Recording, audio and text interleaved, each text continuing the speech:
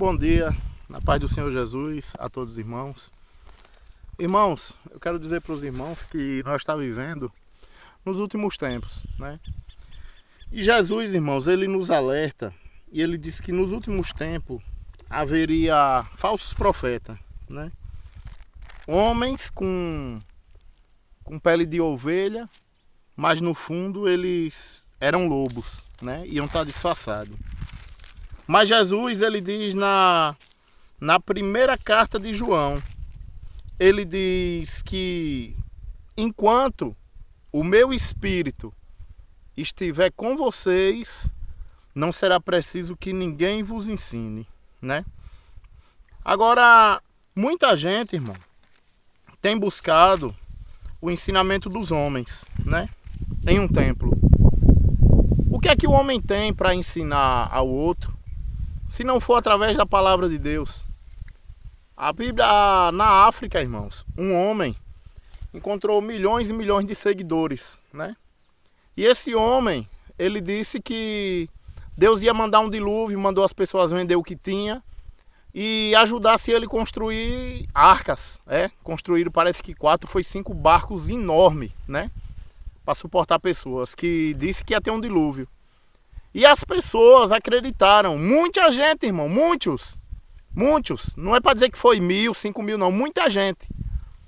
E o povo esperou por chuva e nada de vir chuva. E muitas pessoas decepcionadas com o homem, de novo, porque o povo não lê Bíblia. As pessoas falam que é de Deus, diz que ama a Deus, vai para um templo, ouve um homem que se diz pastor, porque Jesus, ele diz na carta dele a João, no livro de Mateus, melhor dizendo, em João 10, Jesus chama logo esses líderes de ladrões, né? Chama logo de ladrão, está lá em João 10, se você acredita no seu pastor fielmente, no homem, Jesus diz que ele é ladrão, está lá em João 10, leia. Aí quando a gente vai para o livro de Mateus, Jesus, ele nos ensina a gente não ser como os fariseus, porque eles são hipócritas. Eles gostam de sentar nos melhores lugares, nos banquetes. Na sinagoga, eles sentam nos lugares de honra. Eles gostam de serem elogiados e chamado de rabi, chamado de mestre. Quem é esses que Jesus está falando? É os pastores de hoje, né? Gosta de ser elogiado, gosta de ser chamado de pastor, né?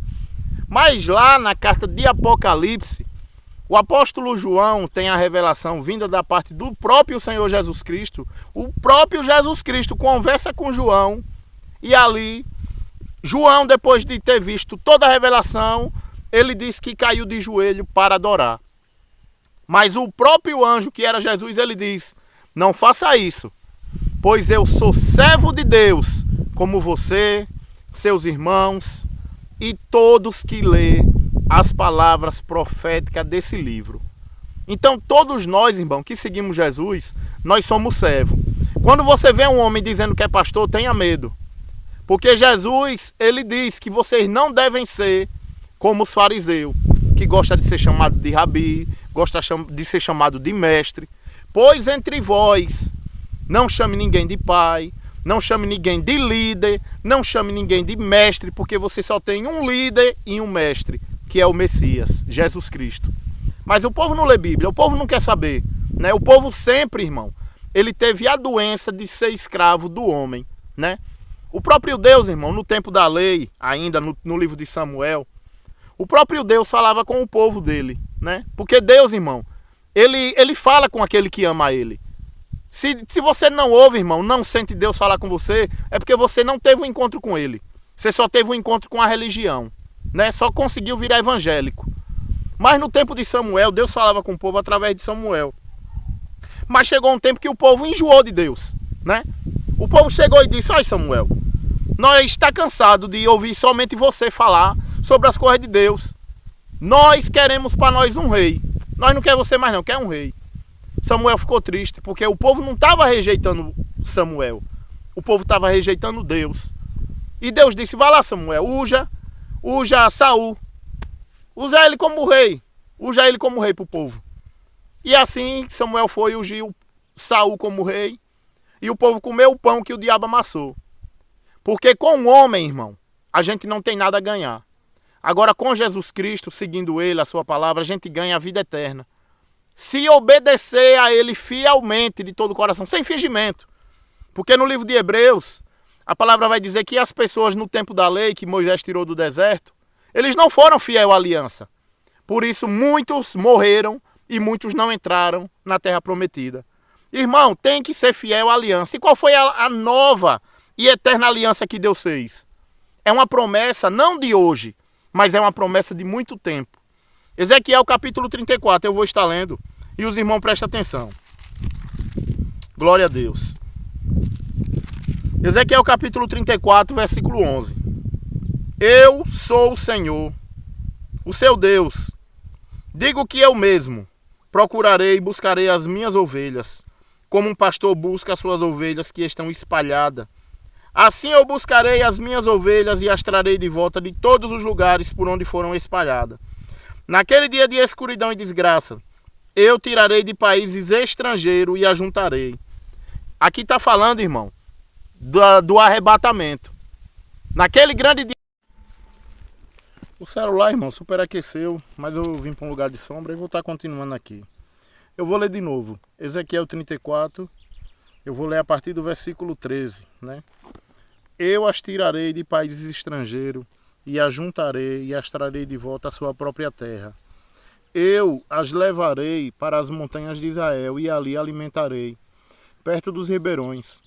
Em todos os lugares onde o povo vive, deixarei que elas pastes em bons pastos, na subida das montanhas, nos vales e em todos os pastos verdes da terra de Israel. Eu mesmo serei o pastor do meu rebanho e encontrarei um lugar onde as ovelhas possam descansar. Sou eu, Senhor Deus, quem está falando.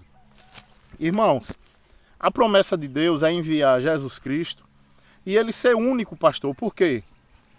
Porque todos que vieram antes dele foram corruptos. Todos. E Deus sempre enviava os profetas para desmascarar esses falsos pastores. Jeremias, Isaías, Ezequiel. E o que aconteceu com esses homens que iam lá desmascarar os falsos pastores? Eles morriam. Aí assim fizeram o mesmo com Jesus, porque Jesus chegou diante dos fariseus e disse a eles que eles eram uma ninhada, João Batista já tinha dito que eles eram uma ninhada de cobra venenosa, né? E hoje não é diferente, irmão. Muitos homens se intitulando pastor, enganando as pessoas e tomando um cargo que é de Jesus Cristo, né? Porque Jesus ele veio, irmão, para acabar com as velhas ordenanças, né? No livro de Hebreus, que eu vou estar lendo aqui agora, fala sobre a promessa de Deus, né? Aí vai dizer assim, ó, irmão. Livro de Hebreus. Hebreus no capítulo 8, né? Olha a promessa de Deus. Se hoje é para nós ter um homem como pastor, se hoje é para nós ter um homem para nos ensinar o que é certo e o que é errado. Se Deus enviou Jesus, deixou sua palavra, será que é necessário mesmo ter um homem que se diz pastor para ensinar o que é certo? Porque tá cheio de pastor, irmão, no adultério, segundo, terceiro, quarto casamento, né? Vários escândalos envolvidos com crime, lavagem de dinheiro, né? E o engano tá aí. E Jesus o que ele mais fala é cuidado para que ninguém vos engane. Eu vou estar lendo Hebreus. Hebreus capítulo 8, no versículo 7. Pois, se a primeira aliança tivesse sido perfeita, não seria necessário uma nova aliança. Mas Deus vê que o seu povo é culpado e diz: está chegando, diz o Senhor, está chegando o tempo, diz o Senhor, em que farei uma nova aliança com o povo de Israel e com o povo de Judá. Essa aliança não será como aquela que eu fiz com os antepassados dele, no dia que os peguei pela mão e os tirei da terra do Egito.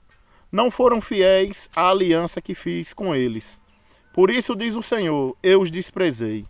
Quando esse tempo chegar, diz o Senhor, farei com o povo de Israel essa aliança.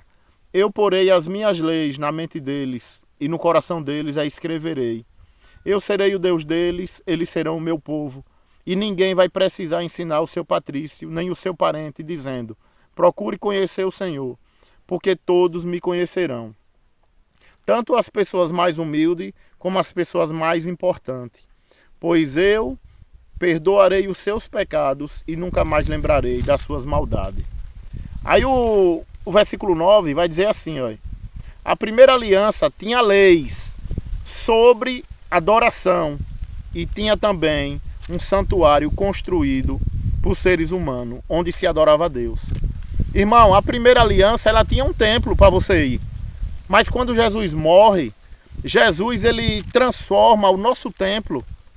O corpo de Cristo, a morte dele, é o templo. Hoje não precisa mais de altar. Quando você diz que o seu coração está no altar, você está rejeitando Jesus. Porque altar é lugar de sacrifício. E o único sacrifício que Deus aceita é a morte de Cristo na cruz, pelo meu e pelo seu pecado. Então, eu vou deixar essas palavras para que você leia a palavra de Deus, leia o livro de Hebreus completo e busque conhecer o Senhor. Se você está indo para um templo, tem um homem como pastor, leia a Bíblia, porque você está vivendo das obras da lei. A Bíblia deixa bem clara, como eu acabei de ler, no livro de Hebreus, no capítulo 9, que a velha aliança, ela tinha um santuário construído por seres humanos, né? Hoje nós vemos a nova aliança. E na nova aliança não tem mais templo, não tem mais sacerdote, porque o próprio Jesus Cristo, ele faz o seu trabalho diretamente com o próprio Pai. Não precisa de homem mais para dar recado intermediário. Mas quando você tem um homem como pastor, você está que nem os católicos. Não pede a mãe, que a mãe pede o pai, né? Jesus, irmão, ele morre na cruz para te dar acesso a você mesmo, a partir da sua humilhação, a partir da sua entrega. Porque onde tiver o seu coração vai ter o seu tesouro. Se o seu coração estiver em Jesus, ele vai conversar com você, né? Vou deixar mais um texto e vou estar encerrando aqui. Qualquer coisa o irmão pode perguntar no vídeo, qualquer dúvida, né? Olha, Hebreus capítulo 9. Essas coisas que eram cópia da realidade celestial devia ser purificada desse modo. Mas as próprias coisas celestial exige sacrifício bem melhor. Cristo não entrou num lugar santo feito por seres humanos, que é a cópia do verdadeiro lugar.